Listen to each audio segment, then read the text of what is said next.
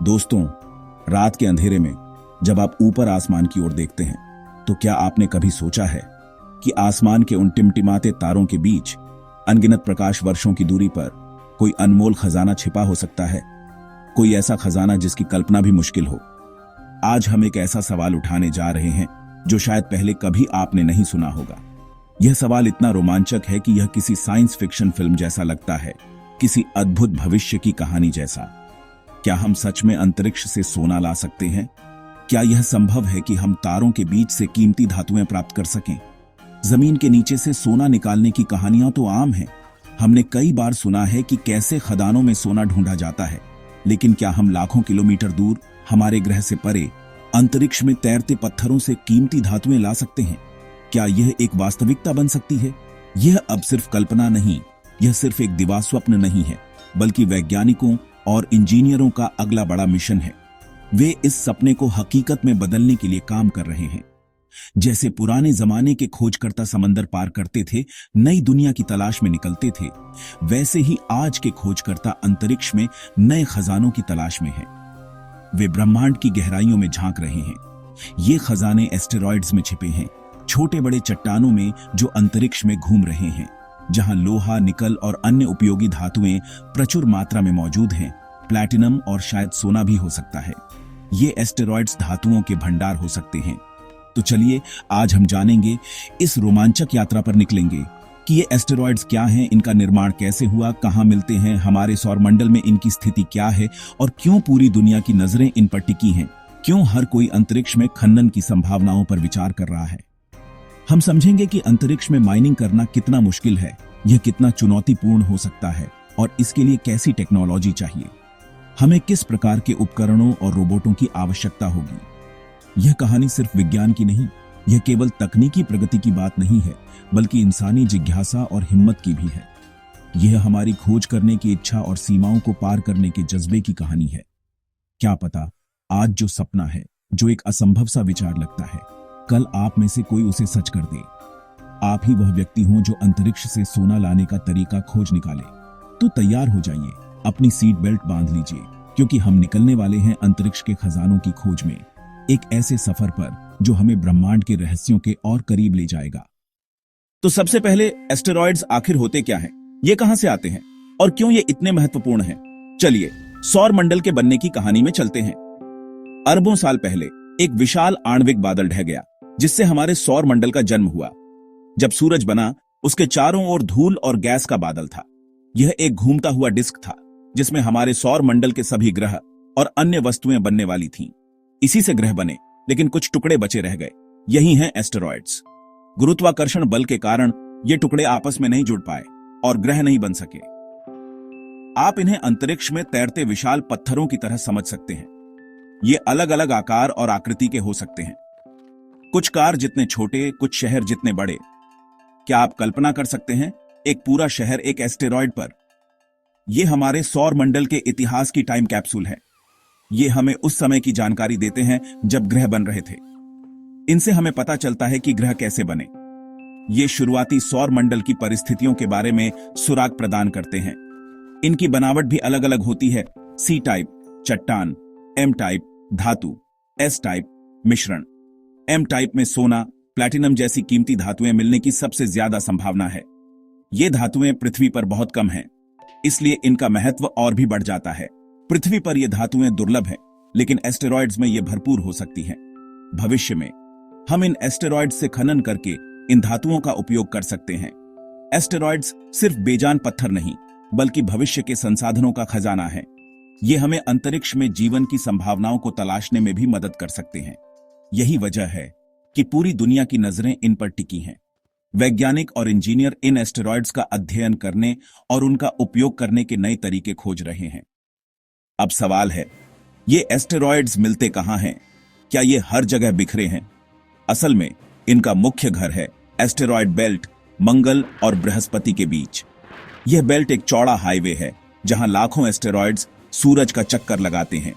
बृहस्पति के गुरुत्वाकर्षण के कारण ये टुकड़े कभी ग्रह नहीं बन पाए और आज भी वहीं घूम रहे हैं। कुछ एस्टेरॉइड्स पृथ्वी के पास भी आते हैं। इन्हें नियर अर्थ एस्टेरॉइड्स कहते हैं। इन्हीं में वैज्ञानिकों की सबसे ज्यादा दिलचस्पी है, क्योंकि वहां पहुंचना आसान है। कुछ एस्टेरॉयड्स बृहस्पति की कक्षा में ट्रोजन एस्टेरॉयड्स के रूप में भी हैं।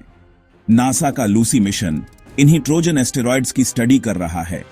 हमारा सौर मंडल इन चट्टानों से भरा है। मंगल बृहस्पति के बीच, पृथ्वी के पास और बृहस्पति के आगे पीछे। ये हमारे ब्रह्मांडीय पड़ोसी हैं, जिनमें अनगिनत रहस्य छिपे हैं। एक बहुत ही अहम सवाल उठता है, हमें इन अंतरिक्ष के पत्थरों की जरूरत क्यों है? आखिर ये एस्टेरॉयड क्यों इतने महत्वपूर्ण हैं कि हम उन्हें हासिल करने के बारे में सोच रहे हैं? क्या ये सिर्फ जिज्ञासा का विषय है या इनके पीछे कोई ठोस वजह भी है? क्या पृथ्वी पर माइनिंग करना काफी नहीं है? क्या हमें वाकई अंतरिक्ष में जाकर माइनिंग करने की जरूरत है? यह सवाल लाजमी है, क्योंकि पृथ्वी पर हमारे पास पहले से ही संसाधनों का भंडार है। असल में पृथ्वी पर सोना एक ऐसा धातु है जिसकी हमेशा से ही मांग रही है। प्लैटिनम, जो कि एक दुर्लभ और बहुमूल्य धातु है जिसका इस्तेमाल कई उद्योगों में होता है। कोबाल्ट जैसी धातुएं सीमित हैं। ये धातुएं हमारी आधुनिक तकनीक के लिए बहुत जरूरी हैं, लेकिन इनके भंडार तेजी से घट रहे हैं। टेक्नोलॉजी बढ़ने के साथ इनकी मांग भी तेजी से बढ़ रही है। स्मार्टफोन, कंप्यूटर और इलेक्ट्रिक गाड़ियों में इनका इस्तेमाल बढ़ रहा है, जिससे इनकी कमी और भी ज्यादा महसूस हो रही है। एक दिन ऐसा आ सकता है जब इन्हें निकालना बहुत मुश्किल और महंगा हो जाएगा। पृथ्वी पर मौजूद खदानें धीरे धीरे खाली हो रही हैं और नई खदानों को खोजना और विकसित करना बहुत मुश्किल होता जा रहा है। वैज्ञानिक मानते हैं कि एस्टेरॉयड्स में इन धातुओं का भंडार है, जो पृथ्वी पर मौजूद भंडारों से कहीं ज्यादा हो सकता है। एम टाइप एस्टेरॉयड्स में हजारों गुना ज्यादा कीमती धातुएं हो सकती हैं। ये एस्टेरॉयड धातुओं से भरपूर होते हैं और इनमें लोहा, निकल और कोबाल्ट जैसी कई उपयोगी धातुएं पाई जाती हैं। अगर हम इन्हें ला पाए तो यह इंडस्ट्री के लिए क्रांति होगी। इससे हमें इन धातुओं की कमी से जूझने की जरूरत नहीं होगी और हम अपनी तकनीक को और भी बेहतर बना पाएंगे। कुछ सी टाइप एस्टेरॉयड्स में पानी भी हो सकता है, जो कि हमारे लिए एक और महत्वपूर्ण संसाधन है। अंतरिक्ष में पानी सोने से भी कीमती है, क्योंकि इसे पृथ्वी से ले जाना बहुत मुश्किल और महंगा होता है, क्योंकि इससे ऑक्सीजन और रॉकेट फ्यूल बन सकता है। पानी को इलेक्ट्रोलाइसिस के जरिए ऑक्सीजन और हाइड्रोजन में तोड़ा जा सकता है, जो कि रॉकेट फ्यूल का एक महत्वपूर्ण हिस्सा है। इससे अंतरिक्ष में गैस स्टेशन बन सकते हैं, जहां अंतरिक्ष यान ईंधन भर सकते हैं और आगे की यात्रा के लिए तैयार हो सकते हैं, जिससे लंबी दूरी के मिशन आसान हो जाएंगे। मंगल ग्रह और उससे भी आगे के मिशन के लिए यह बहुत जरूरी है। एस्टेरॉयड्स की स्टडी से हमें ब्रह्मांड और जीवन की शुरुआत के बारे में भी बहुत कुछ पता चल सकता है। नई जानकारी मिल सकती है। ये पत्थर हमारे सौर मंडल के शुरुआती दिनों के अवशेष हैं और इनमें हमारे ग्रहों के बनने की कहानी छिपी हुई है। अब सबसे बड़ा सवाल, इन एस्टेरॉयड्स में कितना खजाना छिपा है? कल्पना कीजिए, एक छोटा सा एम टाइप एस्टेरॉयड सिर्फ आधा किलोमीटर चौड़ा, उसमें इतना प्लैटिनम हो सकता है जितना आज तक पूरी दुनिया में नहीं निकला। नासा का 16 साइकी एस्टेरॉयड लगभग पूरी तरह धातु से बना है। उसकी कीमत 10,000 क्वाड्रिलियन डॉलर आंकी गई है। अगर इसे दुनिया के हर इंसान में बांट दें तो हर किसी को अरबों डॉलर मिलेंगे। और ऐसे हजारों एस्टेरॉयड्स हमारे सौर मंडल में हैं, हर एक में अरबों खरबों डॉलर के खनिज। नियर अर्थ एस्टेरॉयड डेविडा में भी खनिजों की कीमत 27 क्विंटिलियन डॉलर आंकी गई है। ये आंकड़े दिखाते हैं कि एस्टेरॉयड माइनिंग एक नई अर्थव्यवस्था बना सकती है, लेकिन असली चुनौती है इन धातुओं को अंतरिक्ष से निकालकर पृथ्वी तक लाना। तो यह सब होगा कैसे? अंतरिक्ष में माइनिंग के लिए 4 बड़े स्टेप्स हैं: लॉन्च, लैंडिंग, खुदाई और वापसी। पहला स्टेप लॉन्च, पृथ्वी से रोबोटिक स्पेसक्राफ्ट भेजना, जो माइनिंग के उपकरण लेकर एस्टेरॉयड तक जाएगा। इसे हल्का, मजबूत और लंबे मिशन के लिए डिजाइन करना होगा। दूसरा स्टेप लैंडिंग। एस्टेरॉयड पर लैंड करना मुश्किल है, क्योंकि वहां गुरुत्वाकर्षण बहुत कम है। स्पेसक्राफ्ट को खुद को सतह से जोड़ना होगा। तीसरा स्टेप एक्सट्रैक्शन, रोबोटिक हाथ या ड्रिल से चट्टानों को खोदना या पूरे एस्टेरॉयड को बैग में बंद करके धातुएं अलग करना। बायोमाइनिंग भी एक आइडिया है, बैक्टीरिया से धातुएं अलग करना। चौथा स्टेप वापसी, कीमती मटेरियल को छोटे कैप्सूल में भरकर पृथ्वी पर भेजना। एक विकल्प यह भी है कि मटेरियल को अंतरिक्ष में ही इस्तेमाल किया जाए, जैसे रॉकेट फ्यूल या 3D प्रिंटिंग के लिए। हर स्टेप में नई टेक्नोलॉजी और जबरदस्त इंजीनियरिंग की जरूरत है। क्या हमने कोशिश की है? हाँ, दुनिया की स्पेस एजेंसियां और प्राइवेट कंपनियां एस्टेरॉयड्स तक पहुंचने के मिशन भेज चुकी हैं। जापान की हायाबुसा मिशन ने इटोकावा एस्टेरॉयड से सैंपल लाकर इतिहास रच दिया। हायाबुसा 2A ने ryugu से सैंपल लाकर वैज्ञानिकों को नई जानकारी दी।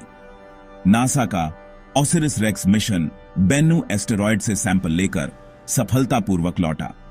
इन मिशनों ने दिखाया कि एस्टेरॉयड से मटेरियल लाना संभव है। प्राइवेट कंपनियां जैसे प्लैनेटरी रिसोर्सेज और डीप स्पेस इंडस्ट्रीज भी इस रेस में हैं। हालांकि उन्हें चुनौतियां झेलनी पड़ी। लग्जमबर्ग जैसे देश भी एस्टेरॉयड माइनिंग में निवेश कर रहे हैं। ये सब दिखाते हैं कि एस्टेरॉयड माइनिंग अब सिर्फ सपना नहीं बल्कि हकीकत बनने की राह पर है। यह सपना जितना बड़ा है, चुनौतियां भी उतनी ही बड़ी हैं। 3 मुख्य बाधाएं, दूरी और समय, पैसा और टेक्नोलॉजी। पहली चुनौती, दूरी और समय। एस्टेरॉयड्स लाखों करोड़ों किलोमीटर दूर हैं। वहां पहुंचना और लौटना सालों लग सकते हैं। इतने लंबे मिशन के लिए भरोसेमंद स्पेसक्राफ्ट और कम्युनिकेशन सिस्टम चाहिए। दूसरी चुनौती, पैसा। अंतरिक्ष मिशन बेहद महंगे हैं। अरबों डॉलर का खर्च और सफलता की कोई गारंटी नहीं।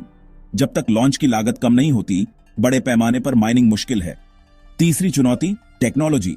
हमें ऐसे स्मार्ट रोबोट चाहिए जो जीरो ग्रेविटी, रेडिएशन और तापमान में खुद ब खुद काम कर सकें। नई मशीनें और तरीके ईजाद करने होंगे। यह विज्ञान और इंजीनियरिंग की सबसे बड़ी परीक्षा है। इन चुनौतियों को पार किए बिना अंतरिक्ष के खजाने तक पहुंचना आसान नहीं। इतनी चुनौतियों के बाद भी सवाल है, क्या एस्टेरॉयड माइनिंग का सपना सच होगा? जवाब है हां, जरूर। हो सकता है इसमें 20, 30 या 50 साल लगे, लेकिन वैज्ञानिक मानते हैं कि यह होकर रहेगा। Artificial intelligence, robotics, 3D printing और सस्ते रॉकेट्स की वजह से यह सपना अब दूर नहीं। शुरुआत में छोटे मिशन होंगे, फिर बड़े पैमाने पर माइनिंग होगी। जब यह सच होगा तो संसाधनों की कमी खत्म हो जाएगी, पर्यावरण को भी राहत मिलेगी। अंतरिक्ष में फ्यूल और सामान बनने से हम मंगल और उससे आगे तक जा सकेंगे। यह पूरी इंसानियत के लिए एक नई औद्योगिक क्रांति होगी। स्पेस इकोनॉमी का जन्म, और इस भविष्य के निर्माता आप हो सकते हैं। अपने सपनों को बड़ा रखिए, विज्ञान सीखिए और अंतरिक्ष की इस उड़ान के पायलट बनिए।